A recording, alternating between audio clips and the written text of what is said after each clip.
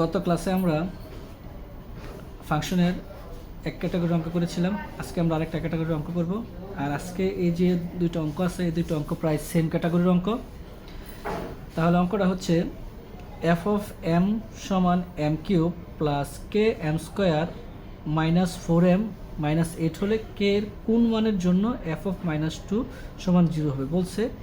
এই কে এর কোন মানের জন্য, তাহলে ফাইনালি আমার এই অঙ্কটার মাঝে কে এর মান বের করতে হবে, কে এর ভ্যালু কত সেটা আমার জানতে হবে।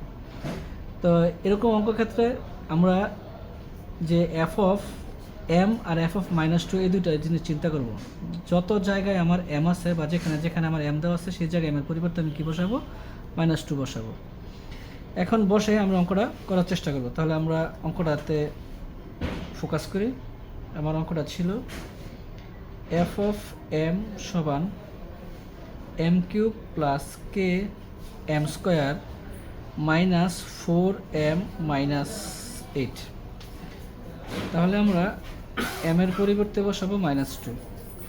তাহলে -2 কিউব প্লাস কে -2 স্কোয়ার মাইনাস 4 মাইনাসের 2m মাইনাসের 8। তাহলে কী করলাম, এম এর পরিবর্তে আমরা প্রত্যেকটা জায়গায় -2 বসালাম।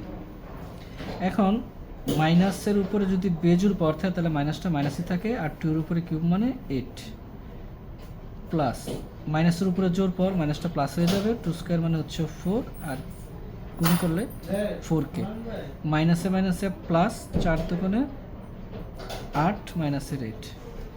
তাহলে এখন আমি মাইনাসের 8 প্লাসের 8 কাটা 4k মাইনাসের 8 এই মতো অবস্থায় আমি লিখতে পারি। এখানে বলা আছে এফ অফ -2 সমান 0।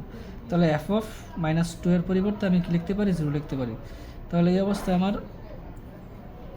এই 4k মাইনাসের 8 সমান আমি কি লিখতে পারি, 0 লিখতে পারি। বা 4k থাকলো -8 অপোজিট পাশে গেলে হয় +8, উভয় পক্ষকে 4 দ্বারা ভাগ করলে কে সমান 2। তাহলে আমার আনসারটা দাঁড়ালো যে কে এর মান যদি 2 হয় তাহলে এফ অফ -2 সমান 0 হবে। এই হচ্ছে